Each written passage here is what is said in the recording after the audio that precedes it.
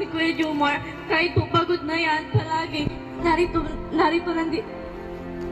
pa rin po siya sa amin. Hindi po talaga kami pinabayaan. Sobra po ang aming po pasalamat dahil isa po kami ang napili ninyo na babayan. At salamat din po sa lahat ng Team Kalingap, sa mga sponsor po.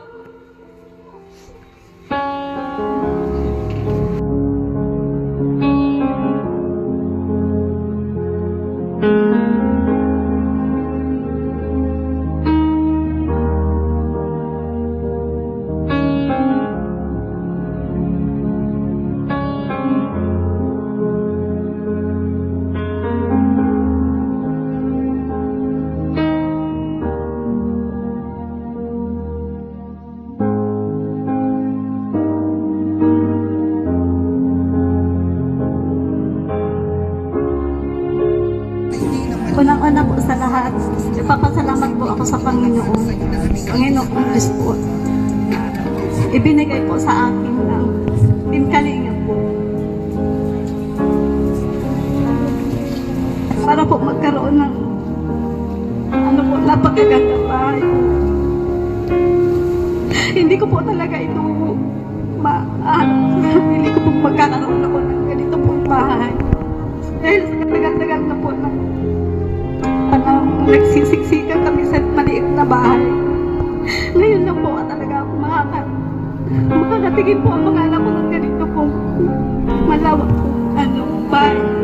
Kaya sobra po talaga ako nagpapasalamat po. Wala po ang Team Kalingap.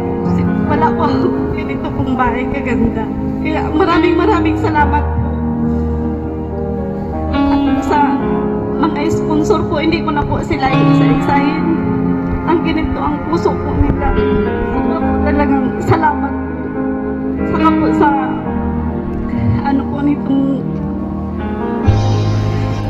ama po ng Kalingap. Sobra po talaga ako nagpapasalamat. Tapos po kay Kalingap po, kay Ate Edna po, sa kay Ate Jackie, kay Kuya Jun, sa lahat po Team Kalingap. Maraming salamat po sa inyo. Sa inyo na.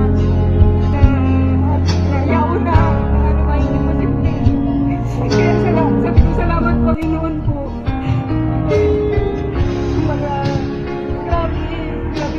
Grabe ka magpalangan. Basta totoo lang nagpapakatotoo lang po sa sarili na yun lang po. Tapos po gusto ko po magpasalamat po na lalong-lalo na po si Kuya Joms. Marami po, nahilig nito ang sobra niya matyaga na mag-ano sa buya, pabalik, paduman,